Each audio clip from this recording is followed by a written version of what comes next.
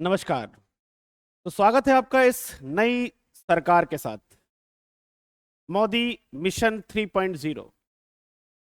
इस शपथ ग्रहण समारोह में प्रधानमंत्री मोदी सहित 72 लोगों ने शपथ ली। इस 72 में अगर हम देखें तो 30 कैबिनेट मंत्री हैं, जिसमें से 24 जो है वो भाजपा से आए। मतलब कहीं ना कहीं भारतीय जनता पार्टी ने इसमें अपना दबंगई, जिसको हम कहते हैं, वो बना के रखा हुआ है।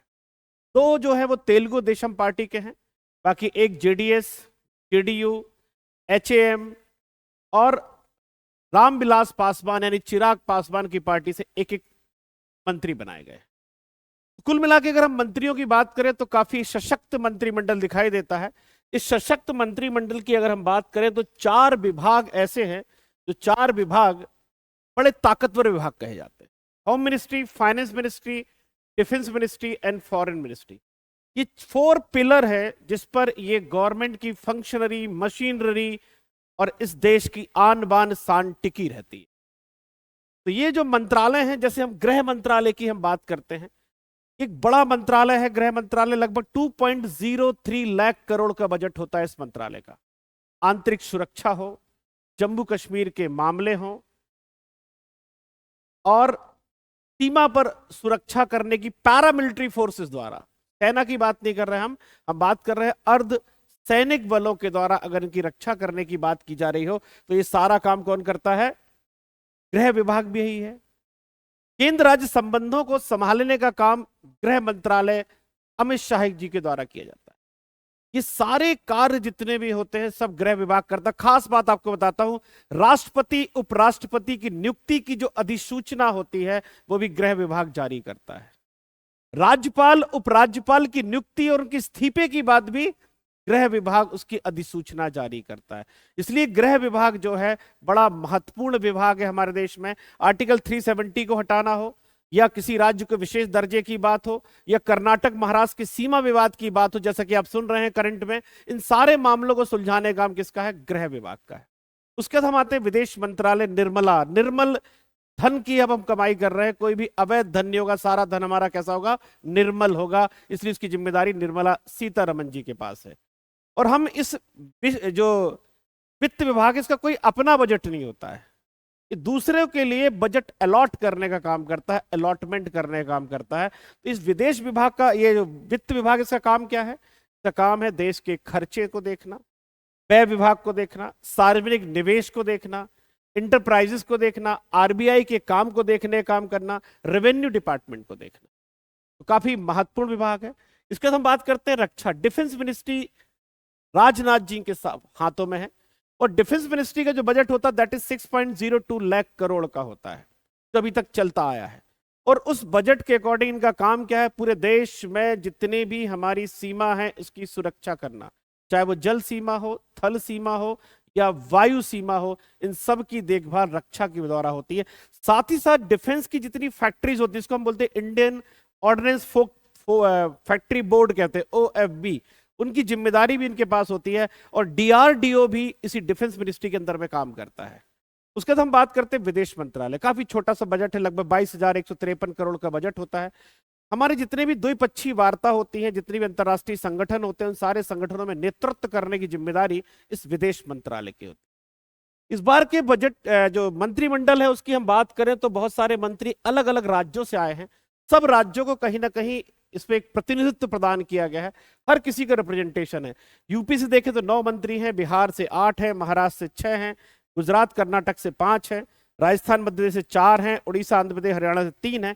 इस तरह सभी राज्यों को कहीं ना कहीं हमने प्रतिनिधित्व देने की एक कोशिश की है, जिसमें सभी राज्यों के लोग इसमें आ सके और पूरा सर्व का विकास हो सके हर राज्य का। लेकिन इस बार जो सबसे चमत्कारिक बात है, जो सबसे परिवर्तन करने की बात है, वो है बिहार राज्य की। कि कहीं ना कहीं बिहार राज्य ने भी बहुत बड़ा परिवर्तन किया है, और 4 कैबिनेट मंत्री और 4 राज्य मंत्री दिए। 4 कैबिनेट मंत्री हैं, 4। बिहार को एक बड़ा जिम्मेदारी मिली है, और हम कहें तो ये बिहार को पिछड़ेपन को दूर करने की जो जिद इस बार इस सरकार ने ठानी है वो जरूर पूरी होकर रहेगी। क्योंकि जो विभागों का बंटवारा किया है बहुत ही शानदार विभाग का बंटवारा है। तो कौन से हैं वो 4 कैबिनेट मंत्री और 4 राज्य मंत्री? तो 4 कैबिनेट मंत्री और 4 राज्य मंत्री के बाद कैबिनेट मंत्री पहले है जीतन राम मांझी। जीतन राम मांझी जो है वो हिंदुस्तानी अवाम मोर्चा, उनका खुद का एक दल है, उसके अध्यक्ष है और पहले मुख्यमंत्री रह चुके हैं। इनको जो मिला हुआ सूक्ष्म लघु एवं मध्यम मीडियम इंटरप्राइजेज डिपार्टमेंट मिला हुआ है। तो इनका काम क्या है? अगर हम बात करें बिहार की, बिहार एक ऐसा क्षेत्र जहां पर झारखंड के बाद बड़े उद्योग कहां चले गए हैं? झारखंड में चले गए। तो बिहार को आवश्यकता है फिर से अपने छोटे छोटे उद्योगों को विकसित करने के लिए। इसकी जरूरत क्या है? 1 डिस्ट्रिक्ट 1 प्रोडक्ट स्कीम को लाने की, और हर प्रोडक्ट को एक क्लस्टर बेस्ड डेवलपमेंट करने की जरूरत है। आपको स्टार्टअप्स को बढ़ाने की जरूरत है, क्योंकि बिहार में बिहार के लोग ही बिहार से बाहर हिट हैं, अपने राज्य में वो कितने फिट होंगे, इसके लिए जीतन राम मांझी को प्रयास करना। तब कहीं वो माइग्रेशन को रोक पाएंगे, जिससे कि उस राज्य का विकास हो सके। लेकिन सारी चीजें वो कितनी आपस में कनेक्टेड हैं, जहां पर माइक्रो और मीडियम स्मॉल इंटरप्राइज दिया हुआ है, वहीं कपड़ा मंत्रालय है, वहीं food processing. These 3 department inter connected with each other, सब एक दूसरे से जुड़े हुए हैं। अगर हम राजीव रंजन जी की बात करें, पूरी जिम्मेदारी ग्रामीण विकास की दे दी गई है। पंचायती राज के साथ साथ मत्स्य पालन, पशुपालन और डेयरी, तो कहीं ना कहीं ग्राम विकास की पूरी जिम्मेदारी इस दौर में दे दी गई है। अब इस दौर में जो ग्राम विकास की जिम्मेदारी है वो क्या है, क्या करना होगा? पहली तो बात है कि जो पंचायती राज का जो कॉन्सेप्ट है उसको रियल में वहां पर फिट करना पड़े। प्रॉब्लम होती क्या है कि पंचायती राज में हमने रिजर्वेशन दिया है, या पंचायती राज में हमने कुछ 29 जो सब्जेक्ट दिए हैं वो कितने इंप्लीमेंट हो रहे हैं, उसकी जिम्मेदारी अब राजीव रंजन सिंह उर्फ ललन सिंह के बातों में। दूसरा मछली पालन, बाढ़ग्रस्त क्षेत्र है, तालाब हैं, नदियां हैं और नदियों का ही क्षेत्र है, तो मछली पालन की अपार संभावना है। और उत्तर बिहार की बात करें, जो गंगा का उत्तरी हिस्सा है, मिथिला क्षेत्र है, यहाँ पर बहुतायत है। पशुपालन एक ऐसा है जिससे हम कहीं कृषि के साथ साथ पशुपालन को बैलेंस कर हम क्या कर सकते हैं, किसान अपनी आय बढ़ा सकते हैं।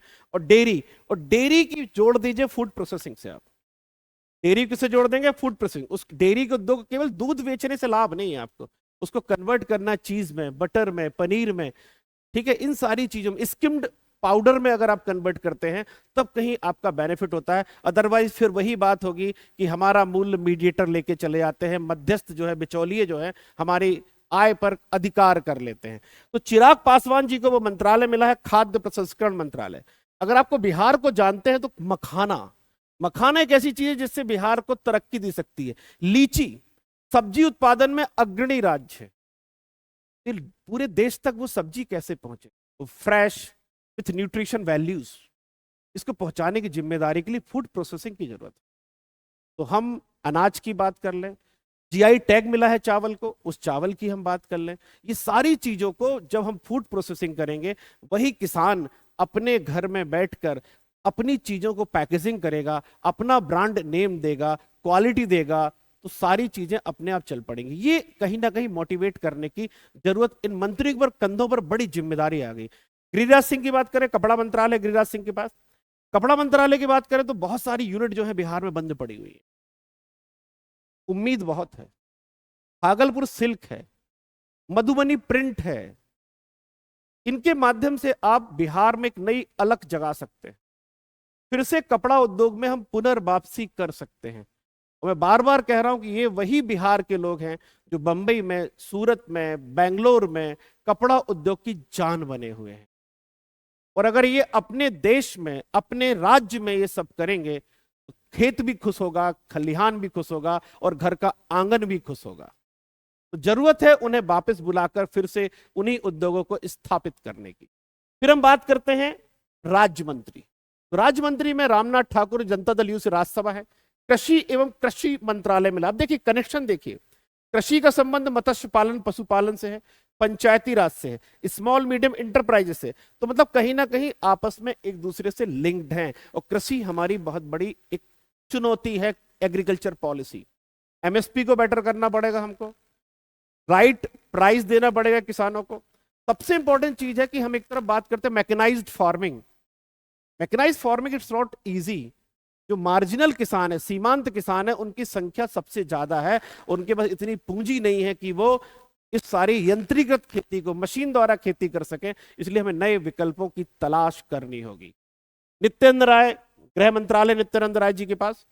तो नित्यानंद राय जी की जो गृह है उसमें सबसे बड़ी जिम्मेदारी है नेपाल और बिहार बॉर्डर पर ड्रग्स, हथियार और अवैध घुसपैठ को रोकना।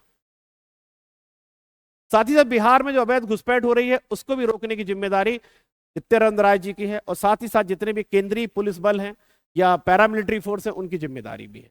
सतीश चंद्र दुबे जी भाजपा के राज्यसभा सांसद है, कोयला और खनन मंत्रालय इनके पास है। झारखंड विभाजन के बाद बहुत सारी खदानें चली गई, लेकिन बिहार में खनिज की कमी नहीं है, बस वो जमीन के अंदर दफन है, उसे बाहर निकालने की आवश्यकता है।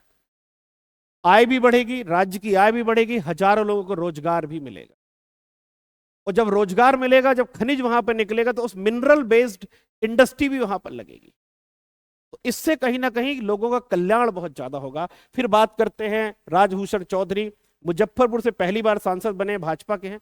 जल शक्ति मंत्रालय, अभी जल शक्ति की क्या आवश्यकता है? बिहार में तो जल ही जल है। बात जल की नहीं है, बात है जल प्रबंधन की।